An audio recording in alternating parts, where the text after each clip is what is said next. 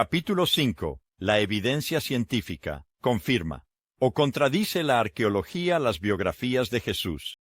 Había algo surrealista en mi almuerzo con el doctor Jeffrey McDonald. Allí estaba, comiendo casualmente un sándwich de atún y papas fritas en una sala de conferencias de un tribunal de Carolina del Norte, haciendo comentarios optimistas y disfrutando en general. En una sala cercana, docenas de jurados estaban tomando un descanso tras oír evidencia espeluznante de que McDonald había asesinado brutalmente a su esposa y a sus 2 hijas. Después de que terminamos nuestra comida, no pude contenerme de hacerle a McDonald las preguntas obvias. ¿Cómo puedes actuar como si no pasara nada?, dije, mi voz mezclada con asombro e indignación. ¿No te preocupa en lo más mínimo que esos jurados te vayan a declarar culpable? McDonald movió casualmente su sándwich a medio comer en dirección general a la sala del jurado. Ellos, se rió, nunca me condenarán. Luego, dándose cuenta de lo cínicas que sonaban esas palabras, añadió rápidamente, soy inocente, ¿sabes? Esa fue la última vez que lo escuché reír. En pocos días, el ex Green Beret y médico de sala de emergencias fue declarado culpable de apuñalar hasta la muerte a su esposa, Colette, y a sus hijas, Kimberly, de 5 años, y Kristen, de 2. Fue condenado a cadena perpetua y llevado, en esposas. McDonald, cuya historia fue magistralmente narrada por Joe McGinnis en el bestseller y película de televisión, Visión Fatal, era arrogante como para pensar que su coartada lo ayudaría a evadir el asesinato. Les había dicho a los investigadores que estaba dormido en el sofá cuando unos hippies drogados lo despertaron en medio de la noche. Dijo que los enfrentó recibiendo apuñaladas y quedando inconsciente en el proceso. Cuando despertó, encontró a su familia masacrada. Los detectives fueron escépticos desde el principio. La sala de estar mostraba pocas señales de una lucha a vida o muerte. Las heridas de McDonald eran superficiales. Aunque tenía mala vista, de alguna manera pudo proporcionar descripciones detalladas de sus atacantes, a pesar de que no llevaba sus gafas. Sin embargo, el escepticismo por sí solo no gana condenas. Eso requiere pruebas sólidas. En el caso de McDonald, los detectives se basaron en pruebas científicas para desenredar su red de mentiras y condenarlo por los asesinatos. Hay una amplia variedad de pruebas científicas que se utilizan comúnmente en juicios, que van desde la tipificación de ADN hasta la antropología forense y la toxicología. En el caso de McDonald, fueron la serología, las pruebas de sangre y las pruebas de residuos las que lo enviaron a la penitenciaría. En una coincidencia extraordinaria y, para los fiscales, fortuita, cada miembro de la familia de McDonald tenía un tipo de sangre diferente. Al analizar dónde se encontraron las manchas de sangre, los investigadores pudieron reconstruir la secuencia de eventos de aquella noche mortal, y contradijo directamente la versión de McDonald sobre lo que sucedió. El estudio científico de pequeños hilos de pijama azules, que se encontraron esparcidos en varias ubicaciones, también refutó su coartada, y el análisis microscópico demostró que los agujeros en su pijama no pudieron haber sido hechos, como él afirmó, por un picahielo, manejado por los invasores del hogar. En resumen, fueron los técnicos del FBI en batas de laboratorio blancos quienes realmente estuvieron detrás de la condena de McDonald. La evidencia científica puede hacer contribuciones a si los relatos del Nuevo Testamento de Jesús son precisos. Mientras que la serología y la toxicología no pueden arrojar luz sobre el tema, otra categoría de prueba científica, la disciplina de la arqueología, tiene gran relevancia en la fiabilidad de los evangelios. A veces llamada el estudio de la basura duradera, la arqueología implica el descubrimiento de artefactos, arquitectura, arte, monedas, monumentos, documentos y otros restos de culturas antiguas. Los expertos estudian estas reliquias para aprender cómo era la vida en los días en que Jesús caminaba por los polvorientos caminos de la antigua Palestina. Se han desenterrado cientos de hallazgos arqueológicos del primer siglo, y tenía curiosidad, ¿socavan o refuerzan las historias de testigos presenciales sobre Jesús? Al mismo tiempo, mi curiosidad se vio atenuada por el escepticismo. He escuchado a demasiados cristianos hacer afirmaciones exorbitantes de que la arqueología puede probar mucho más de lo que realmente puede. No estaba interesado en más de lo mismo. Así que emprendí una búsqueda de una autoridad reconocida que haya excavado personalmente entre las ruinas de Oriente Medio, que tenga un conocimiento enciclopédico de los hallazgos antiguos y que posea suficiente moderación científica para reconocer los límites de la arqueología, mientras al mismo tiempo explica cómo puede iluminar la vida en el primer siglo. La cuarta entrevista, John McRae, Ph.D. Cuando los académicos y estudiantes estudian arqueología, muchos recurren al exhaustivo y desapasionado libro de texto de 432 páginas de John McRae, Arqueología y el Nuevo Testamento. Cuando la red de televisión de artes y entretenimiento quiso asegurar la precisión de su programa Misterios de la Biblia, también llamaron a McRae. Y cuando National Geographic necesitó un científico que pudiera explicar las complejidades del mundo bíblico, el teléfono sonó en la oficina de McRae en el bien respetado Wheaton College, en los suburbios de Chicago. Habiendo estudiado en la Universidad Hebrea, la École Biblique et Archéologie Française en Jerusalén, la Escuela de Divinidad de la Universidad de Vanderbilt y la Universidad de Chicago, donde obtuvo su doctorado en 1967, McRae fue profesor de Nuevo Testamento y Arqueología en Wheaton durante más de 15 años. Sus artículos han aparecido en 17 enciclopedias y diccionarios. Su investigación ha sido presentada en el Boletín de la Sociedad de Arqueología del Cercano Oriente y otras revistas académicas, y ha presentado 29 trabajos académicos en sociedades profesionales. McRae también es un exasociado de investigación y fideicomisario de la WF, Instituto Albright de Investigación Arqueológica en Jerusalén, ex fideicomisario de las Escuelas Americanas de Investigación Oriental, fideicomisario de la Sociedad de Arqueología del Cercano Oriente, y miembro del Consejo Editorial de Arqueología en el Mundo Bíblico y el Boletín de Investigación Bíblica, que es publicado por el Instituto de Investigación Bíblica. Por mucho que a McRae le guste escribir y enseñar sobre el mundo antiguo, disfruta de las oportunidades para explorar personalmente las excavaciones arqueológicas. Supervisó equipos de excavación en Cesarea, Séforis, Herodión, todos en Israel, durante un período de 8 años. Ha estudiado sitios arqueológicos romanos en Inglaterra y Gales, analizado excavaciones en Grecia y recorrido gran parte de los viajes del apóstol Pablo. A los 66 años, el cabello de McRae se está volviendo plateado y sus gafas se han vuelto más gruesas, pero aún irradia un aire de aventura. Sobre el escritorio en su oficina, y de hecho también sobre su cama en casa, hay una fotografía horizontal detallada de Jerusalén. Vivo a la sombra de eso, comentó, con un sentido de anhelo en su voz, mientras señalaba ubicaciones específicas de excavaciones y hallazgos significativos. Su oficina cuenta con el tipo de sofá acogedor que encontrarías en el porche de una casa de campo. Me acomodé en él mientras McRae, vestido de manera informal con una camisa de cuello abierto y una chaqueta deportiva que parecía cómodamente usada, se reclinaba en su silla de escritorio, tratando de comprobar si exageraría la influencia de la arqueología. Decidí abrir nuestra entrevista preguntándole qué no puede decirnos sobre la fiabilidad del Nuevo Testamento. Después de todo, como señala McRae en su libro de texto, incluso si la arqueología puede establecer que las ciudades de Medina y la Meca existieron en Arabia Occidental durante los siglos VI y VII, eso no prueba que Muhammad viviera allí o que el Corán sea verdadero.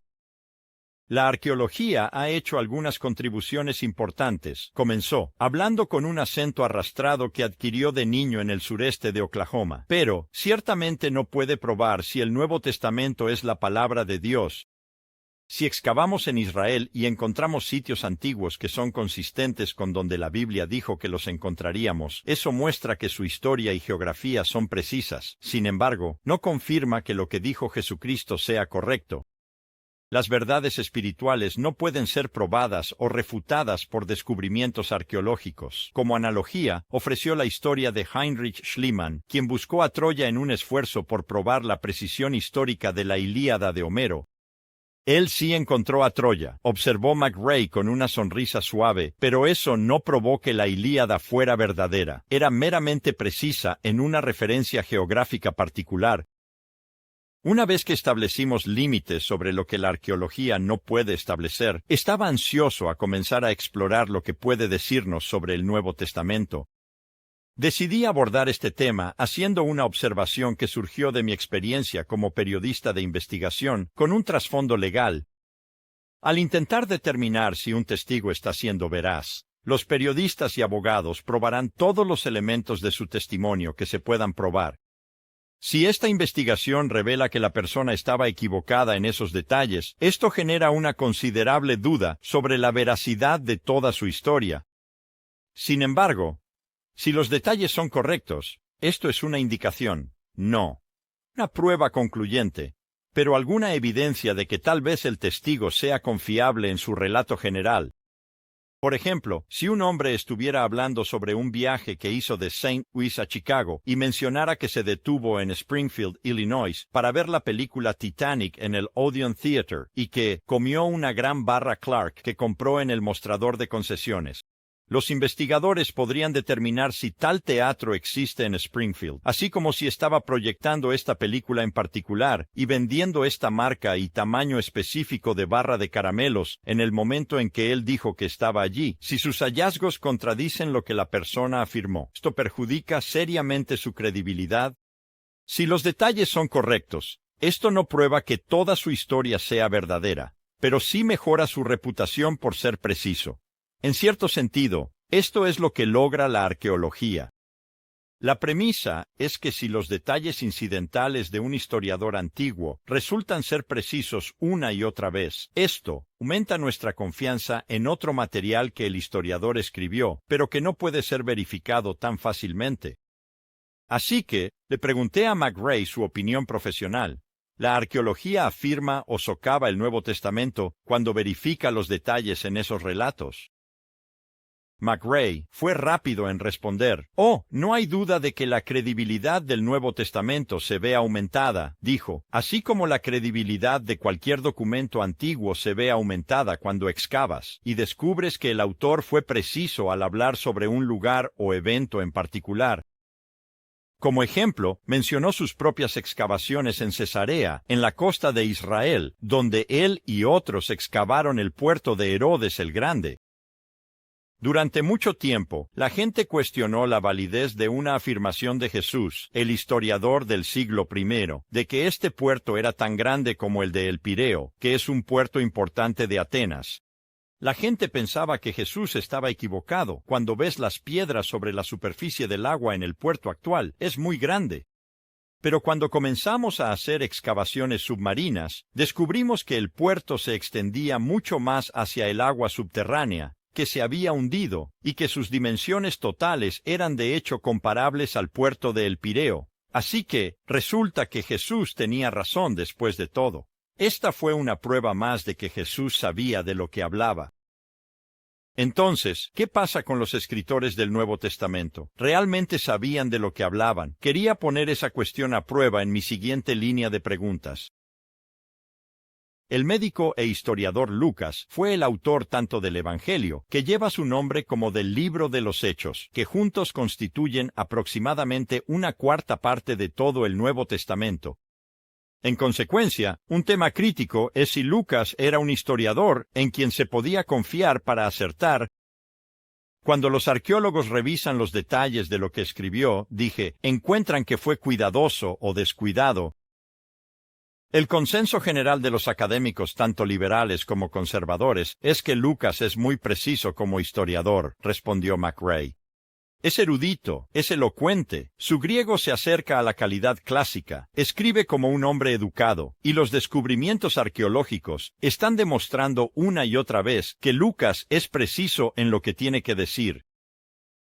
De hecho, añadió, ha habido varios casos, similares a la historia sobre el puerto, en los que los académicos pensaron que Lucas estaba equivocado en una referencia particular, solo para que descubrimientos posteriores confirmaran que estaba en lo correcto en lo que escribió. Por ejemplo, en Lucas 3, versículo 1, se refiere a Licinio como el tetrarca de Abilene, alrededor del año 30 de Cristo. Durante años, los académicos señalaron esto como evidencia de que Lucas no sabía de lo que hablaba, ya que todos sabían que Licinio no era un tetrarca, sino más bien el gobernante de Calcis medio siglo antes. Si Lucas no puede acertar en ese hecho básico, sugirieron, nada de lo que ha escrito puede ser confiable. Fue entonces cuando la arqueología intervino. Más tarde se encontró una inscripción de la época de Tiberio, del año 30 después de Cristo, del 14 al 37, que nombra a Licinio como tetrarca en Abola, cerca de Damasco, tal como Lucas había escrito, explicó McRae. Resultó que había dos funcionarios gubernamentales llamados Licinio. Una vez más, se demostró que Lucas tenía razón. Otro ejemplo es la referencia de Lucas en Hechos 17, versículo 6, a los politarcas, que se traduce como funcionarios de la ciudad en la Niv, en la ciudad de Tesalónica. Durante mucho tiempo, la gente pensó que Lucas estaba equivocado, porque no se había encontrado evidencia del término politarcas en ningún documento romano antiguo, dijo McRae. Sin embargo, más tarde se encontró una inscripción en un arca del siglo I. Comienza. En la época de los politarcas. Puedes ir al Museo Británico y verlo por ti mismo. Y luego, he aquí, los arqueólogos han encontrado más de 35 inscripciones que mencionan a los politarcas, varias de estas en Tesalónica del mismo período al que se refería Lucas. Una vez más, los críticos estaban equivocados, y se demostró que Lucas tenía razón. Una objeción surgió en mi mente. Sí, pero en su Evangelio, Lucas dice que Jesús estaba entrando en Jericó cuando sanó al ciego, Bartimeo, mientras que Marcos dice que estaba saliendo de Jericó. ¿No es esta una contradicción clara que pone en duda la fiabilidad del Nuevo Testamento? McRae no se sintió herido por la claridad de mi pregunta. Para nada, fue su respuesta. Solo parece ser una contradicción porque estás pensando en términos contemporáneos, en los que las ciudades se construyen y permanecen fijas. Pero ese no era necesariamente el caso hace mucho tiempo. Jericó estaba en al menos 4 ubicaciones diferentes, a una distancia de hasta un cuarto de milla en tiempos antiguos. La ciudad fue destruida y recolonizada cerca de un nuevo suministro de agua, carretera o montaña. El punto es que puedes estar saliendo de un sitio donde existió Jericó y entrando en otro, como moverte de una parte de los suburbios de Chicago a otra parte de los suburbios de Chicago. Lo que estás diciendo es que tanto Lucas como Marcos podrían tener razón. Pregunté, ¿eso es correcto? Jesús podría haber estado saliendo de una área de Jericó y entrando en otra, al mismo tiempo. Una vez más, la arqueología había respondido a otro desafío a Lucas, y dado que una gran parte del Nuevo Testamento fue escrita por él, es extremadamente significativo que se haya establecido que Lucas es un historiador escrupulosamente preciso, incluso en los más pequeños detalles. Un arqueólogo prominente examinó cuidadosamente las referencias de Lucas a 32 países, 54 ciudades y 9 islas, sin encontrar un solo error. Aquí está la conclusión.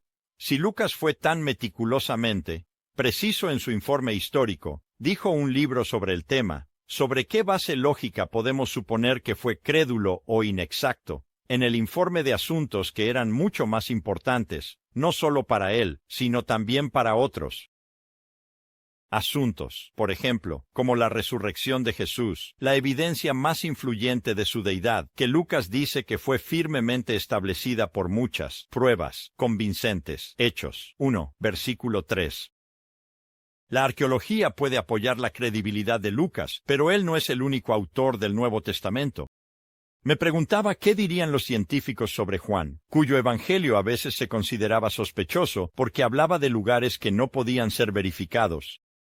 Algunos académicos afirman que, dado que no logró obtener estos detalles básicos correctamente, Juan no debió estar cerca de los eventos de la vida de Jesús.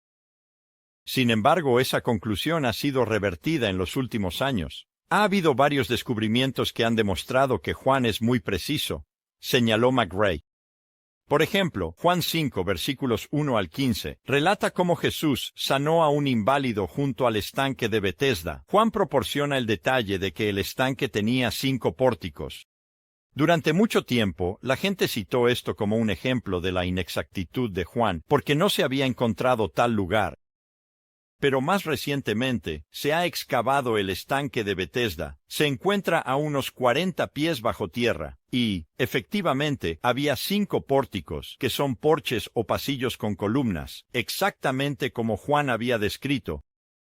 Y tienes otros descubrimientos. El estanque de Siloé de Juan 9, versículo 7. El pozo de Jacob de Juan 4, versículo 12. La probable ubicación del pavimento de piedra cerca de la puerta de Jaffa, donde Jesús se presentó ante Pilato en Juan 19, 13. Incluso la propia identidad de Pilato, todo lo cual ha otorgado credibilidad histórica al Evangelio de Juan. Así que esto desafía la alegación de que el Evangelio de Juan fue escrito tanto tiempo después de Jesús que no puede ser preciso. Dije, definitivamente, respondió él.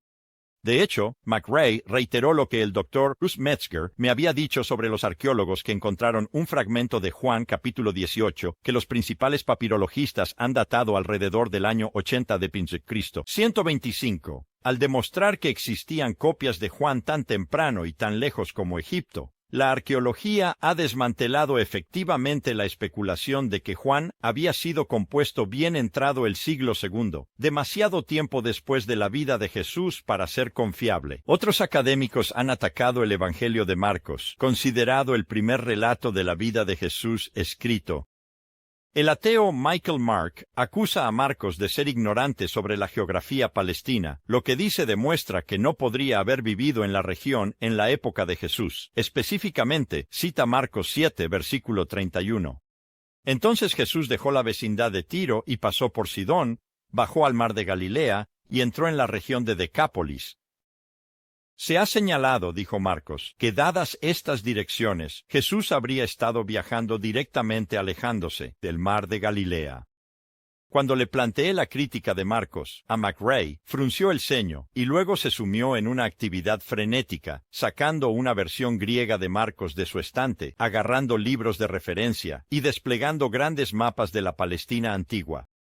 Lo que estos críticos parecen asumir es que Jesús se está subiendo a su auto y recorriendo una autopista. Pero obviamente no lo estaba, dijo. Al leer el texto en el idioma original, teniendo en cuenta el terreno montañoso y las probables carreteras de la región, y considerando la forma imprecisa en que se usaba Decápolis para referirse a una confederación de 10 ciudades que variaban de vez en cuando, McRae trazó una ruta lógica en el mapa que correspondía precisamente con la descripción de Marcos. Cuando todo se pone en el contexto apropiado, concluyó, no hay problema con el relato de Marcos. Una vez más, los conocimientos arqueológicos habían ayudado a explicar lo que al principio parecía ser un punto conflictivo en el Nuevo Testamento. Le hice a McRae una pregunta amplia sobre eso. ¿Alguna vez se había encontrado con alguna